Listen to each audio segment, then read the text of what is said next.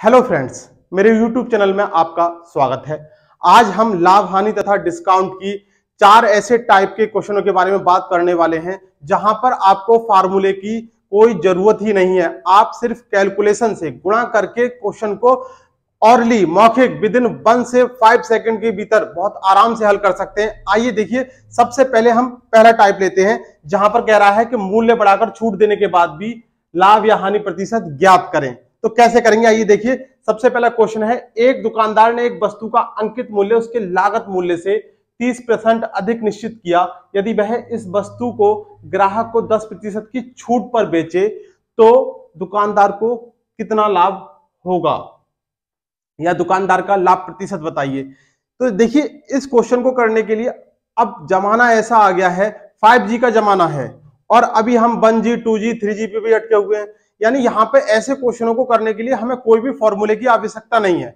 बस बेसिक बात इतनी याद रखनी है कि जब भी कोई वस्तु अपनी प्रारंभिक अवस्था में होती है, प्रारंभिक अवस्था का मतलब होता है क्रय मूल्य पर खरीदी गई होती है, तो हमेशा हम उसको 100 मानते हैं। बस हमें यही एक बेसिक बात याद रखनी है। यहाँ पर ये कह रहा है, देखिए कि एक दुकानदार ने एक वस्तु का अंकित मूल्य उसके लागत मूल्य से 30% अधिक अंकित किया। तो 30% अधिक अंकित करने का मतलब यह है कि अगर प्रारंभ में 100 होगी तो अब 30% अधिक अंकित करेंगे तो 30 उसमें ऐड करके करेंगे, तो 100 में 30 जोड़ा 130 हो गया। यदि वह इस वस्तु को ग्राहक को 10% की छूट पर दे, 10% छूट का मतलब यह है कि अगर प्रारंभिक अवस्था 100 हो, 10% छूट का मतलब यह हो गया 90 हो गया। कुछ नहीं करना, बस इनकी कैलकुलेशन कर दीजिए। 13 नमा 117 और ये 2 जीरो, लास्ट के 2 जीरो को आपको हटा देना है, इनसे आपका कोई मतलब नहीं है। ये देखना है ये वाली वैल्यू 100 से कितनी ज्यादा आई है, 17%। यानी दुकानदार को यहां पे कितने प्रतिशत का लाभ हो रहा है, 17% का लाभ हो रहा है। कोई भी आपको फार्मूले की जरूरत ही नहीं है। नेक्स्ट क्वेश्चन देखिए, एक दुकानदार अपनी चीजों का मूल्य उसके लागत मूल्य से 50% अधिक अंकित करता है। एक दुकानदार अपनी चीजों का मूल्य उसके लागत मूल्य से 50% अधिक अंकित करता है और 40% की छूट देता है, और तो उसका लाभ या हानि प्रतिशत ज्ञात कीजिए। 50% अधिक अंकित कर रहा है तो 150 और 40% छूट दे रहा है। 40% छूट देने का मतलब क्या हो गया, 60। भाई ये हमने क्या करा, 50 इसमें जोड़ दिया और 40 100 में से घटा दिया, 15 छक्का 90 और ये 2 जीरो। लास्ट वाले हटा दो, कंपेयर करो। जैसे हमने यहां पे कंपेयर किया था 117 100 से कितना ज्यादा था, 17%। ऐसे देखिए 90 100 से कितना कम है, 10% की हानि हो रही है। यानी आपको यहां पे कोई भी फार्मूला लगाने की जरूरत नहीं है। एग्जाम में इतना कम समय होता है कि अगर आप फार्मूले से करोगे तो कर ही नहीं पाओगे। अब आपको ये ध्यान ये रखना है कि जैसे हमने लास्ट में ये 2 जीरो हटा रहे हैं, मान लीजिए यहां पे कोई ऐसी संख्या आती है, ऐसे डिजिट आते लिखे हुए जहां पे 2 3 4 5 कुछ भी आता, तो आपकी जो वैल्यू आती वो यहाँ पे पॉइंट में बढ़ जाती, 17 दशमलव कुछ हो जाता या 10 पॉइंट कुछ हो जाता। बस इतना आपको ध्यान रखना है। दूसरा टाइप की अगर हम बात करें कि अंकित मूल्य क्रय मूल्य से कितना अधिक है। ये कह रहा है कि एक दुकानदार अंकित मूल्य पर 10% की कटौती देने के बाद 8% का लाभ प्राप्त करता है। यानी 10% की कटौती दे रहा है और 8% का लाभ प्राप्त कर रहा है, तो अंकित मूल्य क्रय मूल्य से कितना प्रतिशत अधिक है। चलिए देखिए, 10% की कटौती देने का मतलब क्या होता है। प्रारंभ में कोई वस्तु 100 होगी, 10% की कटौती कर दी तो 100 में से 10 गया 90। उसके बाद कह रहा है कि दुकानदार को 8% का लाभ हो रहा है, दुकानदार को 8% का लाभ हो रहा है। 8% का मतलब क्या है, 100 में हमने 8 जोड़ दिया। ये कह रहा है कि उसका अंकित मूल्य क्रय मूल्य से कितना अधिक है। अंकित मूल्य क्रय मूल्य से कितना अधिक है, हमने इसको x मान लिया। अब याद क्या रखना है, यहां पे हमें इसके साथ, क्योंकि जब भी हम कोई 2 संख्याओं की मल्टीप्लाई कर रहे थे, ऐसी संख्या जिसमें साथ में जीरो चल रहे थे या 100 के आसपास की संख्या थी, तो लास्ट में डबल जीरो आ रहे थे, तो हमने यहां पर 2 जीरो अपने मन से ऐड कर लिया। अब क्या करना है, बस कैलकुलेशन करनी है। 12 नमा 108, कितना आ गया 120। देखिए ये जो 120 वैल्यू आई है, आपको ये देखना है कि ये 100 से कितनी ज्यादा आई है। सेम यहीं पे कंडीशन, 100 से कितनी ज्यादा आई है, 20%। यही आपका आंसर हो गया। यानी उसका अंकित मूल्य क्रय मूल्य से कितने प्रतिशत अधिक है, उसका अंकित मूल्य क्रय मूल्य से 20% अधिक है। आइए नेक्स्ट क्वेश्चन देखते हैं। एक दुकानदार अपनी वस्तु का मूल्य इस प्रकार अंकित करता है कि उन पर 10% की छूट देने के बाद 17% का लाभ हो। तो 10% की छूट देने का मतलब क्या है, 90% हो गया। 10 की छूट दी तो 90 हो गया, और 17% का लाभ हो, 17% का लाभ हो तो 2 जीरो साथ में लगा लिए। और पूछ रहा है कि अंकित मूल्य क्रय मूल्य से कितना, अंकित मूल्य उसके लागत मूल्य से कितना अधिक है, तो इसको x मान लिया। 0 से 0 गया, 9 से इसको काटा, 13 9 117, 130 आ गया। 130 100 से कितना ज्यादा है, 30% ज्यादा है। यही आपका आंसर होगा। नेक्स्ट देखिए, तीसरा टाइप, वस्तु का फ्री मिलना। आज के टाइम में अगर फ्री में जहर भी मिले तो हम उसको खरीदने के लिए तैयार होते हैं। यहां तो ये सामान की बात कर रहे हैं। देखिए बहुत ही इंटरेस्टिंग सवाल है, ठीक है। अब देखिए हम यहाँ पर बहुत ही जल्दी बहुत आसानी से कैसे करेंगे। कह रहा है एक दुकानदार 21 वस्तुएं खरीदने पर कितनी वस्तुएं फ्री में दे ताकि छूट या बट्टा उसका 25% का हो, यानी वस्तु फ्री में मिल रही है।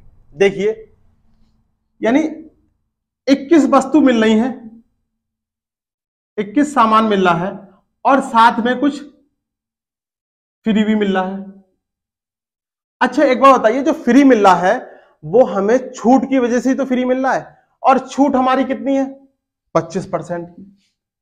छूट हमारी 25% की है। जब छूट हमारी 25 की हुई तो जो बची हुई 21 वस्तुएं हैं, क्योंकि टोटल परसेंट होता है 100, अब छूट हो गई 25 की, तो बची हुई वस्तुएं कितने परसेंट की हो गई, 75% की। देखिए छूट हमारी 25% की हो गई, क्योंकि हमें फ्री जो मिल रहा है वो छूट की वजह से मिल रहा है। हमारी शेष वस्तुएं कितनी बची, 21, वो किसकी वजह से बची, 75% की वजह से। हमारे पास 75% की वैल्यू का मान दे रखा है, 25% की वैल्यू निकालनी है। देखिए 75% का मान कितना दिया है, 21, तो 25 का मान कितना होगा, 25 गुणा 21/75, 25 3 75, 3 7 21।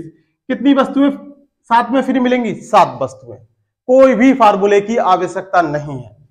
ऐसे ही क्वेश्चन है, 27 वस्तुएं बेचने पर एक दुकानदार को कितनी वस्तुएं फ्री मिलती हैं जबकि उसका बट्टा 10% का हो। देखिए यानी बट्टे का मतलब यह है फ्री, डिस्काउंट।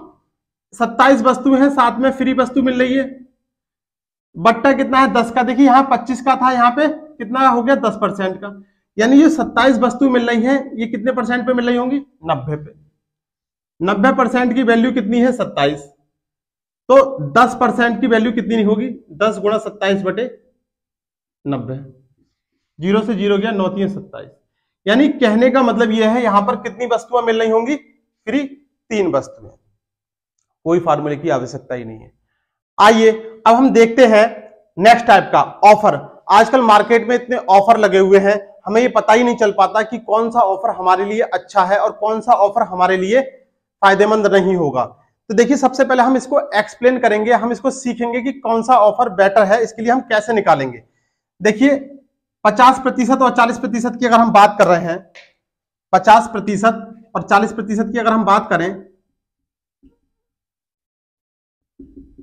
अगर हम इसको कैलकुलेट करें तो देखिए ये पहले 100 था, अगर ऑफर 50 का दे दिया तो कितना रह गया, 50 रह गया। और ये पहले 100 था, 40% की छूट दे दी, कितना रह गया, 60 रह गया। 2 जीरो से 2 जीरो गए, इन 2 जीरो से 2 जीरो गए, 5 अंक 30। यानी ये जो वैल्यू आई इसको हमने 100 में से घटाकर लिख दिया, कितना आया, 70%। यानी यहां पर कितना छूट मिल रहा है, 70% की छूट मिल रही है। अगर हम दूसरे वाले ऑफर की बात करें, 60% प्लस 30%, कुछ लोग तो यही कह देंगे कि 50 40 90 और 60 और 30 90, यानी दोनों ऑफर बराबर हैं, जबकि ऐसा बिल्कुल नहीं है। अगर हम दूसरे ऑफर की बात करें तो 100 गुणा, पहले ऑफर कितना था 100, अब कितना हो गया, 60 कम हो गया 40 रह गया। पहले ऑफर कितना था 100, 30 कम हो गया, कितना रह गया, 70 रह गया। 2 जीरो से 2 जीरो गए, इन 2 जीरो से ये 2 जीरो गए, कितना हो गया, 28। इसको अगर हमने 100 में से घटाया तो कितना आया, 72। देखिए कौन सा वाला ऑफर ज्यादा फायदेमंद लग रहा है, 70% वाला या 72% वाला। ऑब्वियसली 72% वाला ऑफर ज्यादा अच्छा है। यानी कहने का मतलब यह है, अब हम अगर इन्हें करने की जरूरत ना पड़े, हम डायरेक्ट कैसे पता करेंगे कि कौन सा ऑफर ज्यादा बढ़िया है।